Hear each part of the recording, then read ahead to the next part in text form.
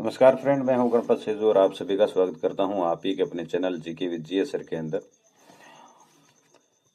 आज का जो वीडियो रहने वाला है वो है आपके क्लास 8 का जो एग्ज़ाम है अभी होने वाला है, उसके विषय रहेगा आपका साइंस।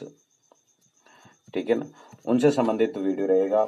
आपके विज्ञान के कक्षा 8 का जो परीक्षा के अंदर आने वाला पेपर है उनके बारे में मैं बात करूंगा। बहुत ही इंपॉर्टेंट वीडियो रहने वाला है, तो वीडियो के लास्ट तक आप जरूर बने रहिएगा। इनसे पहले मैं आपको बता दूं, इंग्लिश के लिए बहुत सारे मैंने मॉडल पेपर आपके लिए डाल दिए हैं, वो नहीं देखे तो आप देख लें। और इंग्लिश क्या है, मैथ भी है, मैथ के वीडियो भी अपने डाल दिए हैं। और विज्ञान का इंग्लिश मीडियम डाल दिया है, एसएसटी का इंग्लिश मीडियम डाल दिया है, सामाजिक का वीडियो डाल दिया और एक नया और वीडियो आपके लिए आएगा। तो कुल मिलाकर आपके जितने भी 8वीं के बोर्ड एग्जाम से संबंधित वीडियो है वो मैंने यहाँ डाल दिए हैं। इंग्लिश के लिए तो बहुत सारे वीडियो है आपके लिए डाले हैं, ताकि आपको कोई दिक्कत ना हो। प्रत्येक टॉपिक को मैंने समझाने की कोशिश की है, तो वो वीडियो सारे देख लें आप। तो चलिए बढ़ते हैं आज के क्वेश्चन की तरफ। पहला है कि देखो, खरपतवार हटाने को कहते हैं। खरपतवार हटाने को क्या कहते हैं? तो खरपतवार हटाने को निराई कहते हैं। आप सभी को पता होना चाहिए, खरपतवार जो हटाई जाती है उन्हें किस नाम से जाना जाता है? निराई के नाम से जाना जाता है। और यहाँ आपको करना क्या है, आगे जो कोष्टक दे रखा है उसके अंदर ही आंसर देना है, जैसे कि मैंने यहाँ पर लिखा है। मादा एडीज मच्छर वाहक है। मादा एडीज जो मच्छर है वो किसका वाहक है, ये आपको बताना है। तो ये है आपके डेंगू के वायरस का वाहक है। ठीक है ना, डेंगू के वायरस का वाहक है। तो यहाँ पर आपने क्या लिख दिया है? ए लिख दिया है। अगला क्वेश्चन है कि कृत्रिम रेशम है। कृत्रिम रेशम है वो कौन सा है, ये आपको बताना है। नॉयलन है, रेयन है, एक्रिलिक है या पॉलिस्टर है? तो पता होना चाहिए। यदि आपने साइंस को ढंग से पढ़ा है तब आपको पता होना चाहिए कि जो कृत्रिम रेशम है वो रेयन है। और ऐसा पूछ लिया जाए कि प्राकृतिक रेशम कौन सा है, तो नायलॉन, एक्रिलिक, पॉलिस्टर ये सभी प्राकृतिक है। निम्नलिखित में से किसको पीट कर पतली चादरों में परिवर्तित किया जा सकता है? तो पतली चादरों के अंदर परिवर्तित किसको किया जा सकता है? तो यहाँ राइट आंसर रहेगा जिंक। जिंक है, इसको अपन पीट कर है पतली चादर बना सकते हैं। मानव शरीर की सबसे बड़ी कोशिका कौन सी है? यहाँ पर आपको कोशिका का नाम बताना है कि सबसे बड़ी कोशिका है वो मानव शरीर की कौन सी है। तो मानव शरीर की सबसे बड़ी कोशिका की यदि बात करें तो वो है तंत्रिका कोशिका। यहाँ पर हड्डी की बात नहीं की गई है, ध्यान रखिएगा। तो यदि कोशिका की बात करें तो आपका राइट आंसर है क्या रहना चाहिए? तंत्रिका कोशिका रहना चाहिए। अब 6-7 क्वेश्चन तो आपके क्या रहते हैं, ये ऑब्जेक्टिव रहते हैं। और इसके बाद में आपके रिक्त स्थान के क्वेश्चन भी आते हैं, तो रिक्त स्थान को भी अपन देख लेते हैं। चलिए, इस प्रकार का जन्म जिसमें नर तथा मादा युग्मज का संलयन होता है क्या कहलाता है?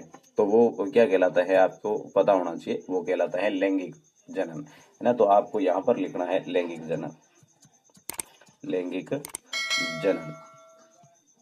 ठीक है। किसी पृष्ठ के प्रति एकांक क्षेत्रफल पर लगने वाले बल को क्या कहते हैं? तो एकांक क्षेत्रफल लगने वाले बल को दाब के नाम से जाना जाता है। किस नाम से जानते हैं? दाब के नाम से जानते हैं। फिर है घर्षण। घर्षण से क्या उत्पन्न होती है? तो घर्षण से ऊष्मा उत्पन्न होती है। तो यहाँ पर आपको क्या लिख देना है? ऊष्मा लिख देना है। आगे की यदि बात करूं मैं, तो किसी वस्तु द्वारा एक दोलन को पूरा करने के लिए दिए गए समय को क्या कहते हैं? तो एक दोलन को पूरा करने के लिए दिया गया जो समय होता है उसे आवर्त काल के नाम से जाना जाता है। तो यहाँ पर आपको लिखना है आवर्त काल। ठीक है ना। आगे जो क्वेश्चन है वो है आपके ट्रू एंड फेल्स वाले, मतलब जो सत्य और असत्य है, गलत और सही बताने होते हैं। तो गलत के अंदर तो आपको ए भरना है और सही के अंदर आपको टी भरना है, ऐसा आपकी क्वेश्चन है। तो देख लेते हैं कि इसमें क्या करना है। प्लास्टिक विद्युत का सुचालक होता है, बिल्कुल झूठी बात है। प्लास्टिक है विद्युत का कुचालक होता है, ध्यान रखना। यदि ऐसा आ भी जाए तो आप उसमें कुचालक करना। वैसे यहाँ पर कुचालक और सुचालक नहीं करना है, यहाँ पर आपको टी और एफ भरना है। राइट या गलत का चिन्ह भी आ सकता है कि राइट का चिन्ह लगाए और गलत में है वो क्रॉस लगाए, तो ऐसा भी आ सकता है। परंतु यहाँ पर आपको कहा गया है कि टी और एफ वर्ण हो। चलिए अगला जो क्वेश्चन है कि तड़ित एक विशाल स्तर की चिंगारी है जिसके साथ ध्वनि भी उत्पन्न होती है। तो तड़ित एक विशाल स्तर की चिंगारी होती है जिसके साथ ध्वनि उत्पन्न होती है, ये बिल्कुल बात सत्य है। खाद से मिट्टी को ह्यूमस प्रचुर मात्रा में प्राप्त होती है। खाद से मिट्टी को ह्यूमस है वो प्रचुर मात्रा में प्राप्त होती, सही बात है। और मादा एनाप्लिस मच्छर डेंगू वायरस का वाहक है। तो मादा एनाप्लिस है, डेंगू का नहीं है, यह है मलेरिया का। तो ये आपको पता होना चाहिए किसका है, मलेरिया का है। चलो आगे जो है इनको आपको मिलान करना है, ठीक है। यहाँ पर आपको मिलान वाला देख लेते हैं यार, थोड़ा 1 मिनट है ना। चलो भाई, चिकन पॉक्स क्या है? तो चिकन पॉक्स एक वायरस है, ठीक है। उसके बाद में टाइफाइड है वो, इसका वाहक क्या है? तो टाइफाइड का हो जाएगा जीवाणु। और मलेरिया है, मलेरिया का प्रोटोजोआ। और फिर गेहूं की रस्ट जो है यह है कवक। तो इस प्रकार से आपको मिलाना था।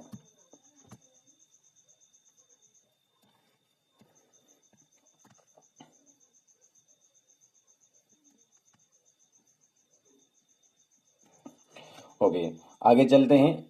देखो रबी की फसल के 2 उदाहरण बताने हैं। तो रबी की फसल के 2 उदाहरण हैं, तो आप बता सकते हैं आराम से, गेहूं है, चना है। रबी की बहुत सारी फसलें हैं, उसमें से कोई भी आप नाम बता सकते हैं। फिर है खरीफ की फसल के 2 उदाहरण। खरीफ की फसल के 2 उदाहरण की बात करें तो धान और मक्का। रबी और खरीफ क्या है, ध्यान रख लेना। खरीफ और रबी मैं यहाँ पर आपको थोड़ा बता देता हूँ। यदि अपन रबी की बात करें तो रबी की बुवाई है आपके हो जाती है अक्टूबर में। किसमें हो जाती है? अक्टूबर नवंबर में हो जाती है। और इसकी जो बुवाई है कौन सी है? खरीफ है ना। तो खरीफ की बुवाई हो जाती है आपके जुलाई अगस्त में, है ना। जून जुलाई में हो जाती है। जून जुलाई के अंदर आपके खरीफ की बुआई हो जाती है।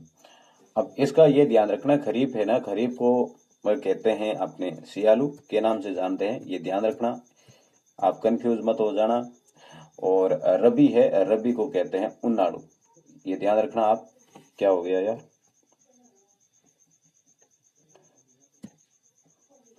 ठीक है ना। तो रबी को क्या कहते हैं? उनाड़ू कहते हैं।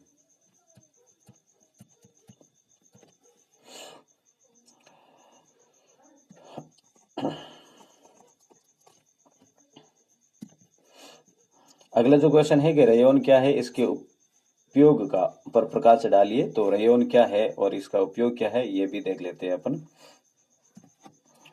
रेयन रेशम के गुणों वाला एक ऐसा रेशा है जो मानव द्वारा निर्मित है और इसमें काष्ठ लुगदी के रासायनिक उपचार से प्राप्त किया जाता है। इसे रेयन अथवा कृत्रिम रेशम कहा जाता है। रेयन कहो या कृत्रिम रेशम कहो एक ही बात है। और इसका उपयोग है, रेयन को कपास के साथ मिलाकर रेशम की चादर बना सकते हैं और ऊन के साथ रेयन को मिलाकर कालीन या गलीसा तैयार किया जाता है। फिर है आपके सोडियम और पोटेशियम को मिट्टी के तेल में क्यों रखा जाता है? तो सोडियम और पोटेशियम दोनों अधिक क्रियाशील धातुएं हैं और ये वातावरण और जल के साथ काफी तीव्रता से क्रिया करती हैं और जल उड़ती है। कौन? सोडियम और पोटेशियम। इसलिए वायु तथा नमी से अलग करने के लिए इन्हें मिट्टी के तेल में रखा जाता है। ओके, फिर अगला जो क्वेश्चन है आपका कि वो है कि आघात वर्धनीयता से आप क्या समझते हैं? आघात वर्धनीयता किसे कहते हैं? और ये आघात वर्धनीयता, देखो धातुओं का वह गुण जिसके कारण उन्हें पीट कर पतली चादरें अर्थात शीटें बनाई जाती है, यही आघात वर्धनीय। आघात का अर्थ है आघात पहुंचाकर पीट कर है उनकी चादर बना दे, तो आघात वर्धनीयता है। और इसी का सेकंड पार्ट है कि तन्यता की परिभाषा लिखिए। तो धातुओं की वे गुण जिसके कारण उनके तार खींचे जा सकते हैं उसे तन्यता कहते हैं। तो बहुत ही इंपॉर्टेंट है। आप इस चैनल पर पहली बार विजिट कर रहे हैं तो जरूर इस चैनल को सब्सक्राइब कर लें यहाँ पर आपके लिए बहुत सारे मॉडल पेपर डाल रखे हैं जो कि परीक्षा में हूबहू आएंगे आपके। और वीडियो को आपने लाइक नहीं किया तो लाइक जरूर कर दें, और चैनल को सब्सक्राइब नहीं किया है तो सब्सक्राइब भी कर लें। चलते हैं आगे। देखो कोलतार क्या है, इसका उपयोग बताएं, तो कोलतार का आपको खुद ही को बताना होगा। अगला मैं क्वेश्चन लेता हूं, मोमबत्ती की ज्वाला का चित्र बनाइए। मोमबत्ती की जो ज्वाला है इनका चित्र आपको बनाना है। तो देखो चित्र मैं आपको दिखा देता हूं मोमबत्ती की ज्वाला का किस प्रकार से चित्र है। तो इसमें बनाने में क्या है कि आपको यहाँ मैं थोड़ा जूम करके आपको बता दूं। यहाँ पर देखो ये जो ज्वाला है, ज्वाला आपको दिख रही है, ये ज्वाला है, इनके आपके नाम बताने हैं भाई, बाहर की तरफ है, अंदर की तरफ है, इनकी क्या नाम है। तो पूर्ण दहन का बाह्य छत्र, जो ऊपरी जो सिरा होता है, यहाँ पर सर्वाधिक इसका तापन होता है, और तो ये पूर्ण दहन का बाह्य छत्र है। और यहाँ का जो भाग है ना, ये साइड का ऊपर टॉप है, टॉप के थोड़ा सा नीचे का ये सबसे गर्म भाग होता है, और इनके बीच का जो भाग होता है ये सबसे कम गर्म होता है। आंशिक दहन वाला मध्य भाग यहाँ पर है, इस साइड की तरफ यहाँ आपके जो भी होगा वो आपके जो कि पीला पीला सा होगा, ये आंशिक दहन वाला भाग होगा। बिना जली मोमबत्ती का सबसे आंतरिक क्षेत्र है वो काला होता है ना। बिना जली यहाँ पर जो होगा वो काला क्षेत्र होगा, और सबसे कम गर्म है वो नीचे का भाग यहाँ वाला होता है। तो ये मोमबत्ती का आपको चित्र बनाना है, ठीक है।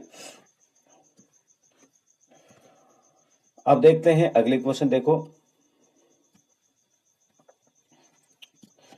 कि निम्नलिखित में अंतर स्पष्ट कीजिए। चिड़ियाघर और अभ्यारण्य या संकटापन या विलुप्त स्पीसीज, इनमें से आपको कोई भी एक है इनके अंतर स्पष्ट करने हैं। तो मैंने यहाँ पर आपके लिए है संकटापन स्पीसीज, ठीक है।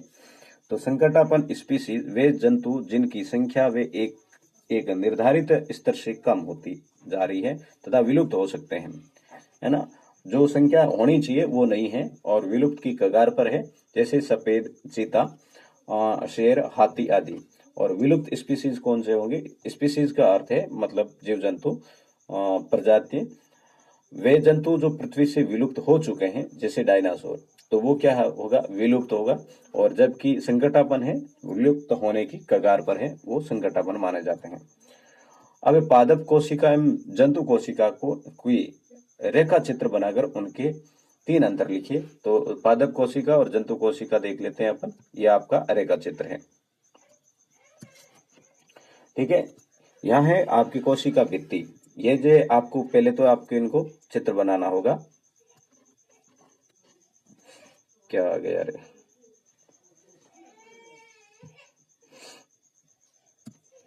तो पहले तो आपको इनका चित्र बनाना होगा। इस प्रकार से ये चित्र आप बाहर का और पूरा चित्र है वो बना देंगे। और उनके बाद में यह है आपकी पादप कोशिका और ये है आपकी जंतु कोशिका। तो जंतु कोशिका का भी इस प्रकार से चित्र बना देना है, और उसके बाद में इनका नामांकन भी कर लेना है, ठीक है। नाम लिखना बहुत जरूरी है, जैसे कि नामांकित चित्र ऐसा भी नाम दिया जाता है, नामांकित नहीं भी दे तो भी आपको नाम लिखने चाहिए। मानव के मादा जनन तंत्र तथा नर जनन तंत्र के नामांकित चित्र बनाने हैं। तो ये भी देख लो, ये तो आपका हो गया मादा जननांग और ये है आपके नर जननांग। तो इनके नामांकित चित्र बनाने हैं, जैसे अंडवाहिनी, अंडवाहिनी आपके यहाँ है, और अंडाशय है यहाँ पे होता है, और गर्भाशय का क्षेत्र है वो ये वाला होता है, ये आपको बनाने हैं। और जैसे यहाँ पर नर जननांग है तो इसका शुक्राणु नलिका, ये है शीशन और वृषण। इस प्रकार से ये नामांकित चित्र आपको बनाने होंगे। यौनारंभ के समय होने वाले शारीरिक परिवर्तनों की सूची बनाइए। यहाँ ऋतुस्राव क्या है वर्णन कीजिए। देखो ये 18वां क्वेश्चन है। तो यहाँ पर मैं आपको थोड़ा शॉर्टली बता देता हूँ, यौनारंभ के समय होने वाले शारीरिक परिवर्तन है। तो यहाँ ऐसा कहते हैं कि जो किशोरावस्था के जो गुण होते हैं वो सारे इसके अंदर आपको लिखने होते हैं। किशोरावस्था के कौन कौन से गुण होंगे? जैसे मैं लड़कों की बात करूं तो लड़कों के अंदर उनकी आवाज का भारी होना, आवाज क्या हो जाएगी? भारी हो जाएगी। और चेहरे पर दाढ़ी मूंछ का आना, क्या आएगी? दाढ़ी मूंछ का आना। और उसके अंदर कामुकता का अतिचार होना, कामुकता का अतिचार है, तो ये भी एक प्रमुख कारण है। ठीक है ना। तो इस प्रकार है। और लड़कियों की आवाज पतली होना और उसके वक्ष स्थल का बढ़ना, इस प्रकार की गुण है इसके अंदर आएंगे। वर्णन कीजिए घर्षण किस प्रकार शत्रु एवं मित्र दोनों है। तो घर्षण है मित्र और शत्रु कैसे हैं, ये आपको बताना है। देखो बड़े वाले क्वेश्चन है, मैंने यहाँ पर आपके टाइप नहीं किए हैं, टाइम ज्यादा लग रहा था, और इसलिए आप खुद ही इन क्वेश्चनों को ध्यान से पढ़ के जाना, ताकि आपके आंसर है वो गलत नहीं हो। अशुद्ध जल को किस प्रकार विद्युत का चालक बनाया जा सकता है, या तो ये और या फिर ये, इन दोनों में से एक करना होता है। क्या शुद्ध जल विद्युत का चालन करता है, यदि नहीं तो इसे चालन बनाने के लिए हम क्या कर सकते हैं। तो ये दोनों में से आपको ये करना है कोई भी, तो वो भी करना। तो ये था आज का वीडियो और आज का पेपर, आपको कैसा लगा मुझे जरूर बताना। ठीक है। और देखो आपने अभी तक जीके विद जीएच सर जो चैनल है इसको सब्सक्राइब नहीं किया है, तो इसको जरूर आप सब्सक्राइब कर लें,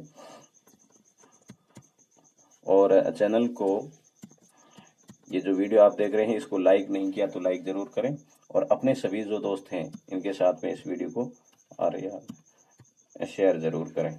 ठीक है, सभी दोस्तों के साथ में इसको शेयर कर देना।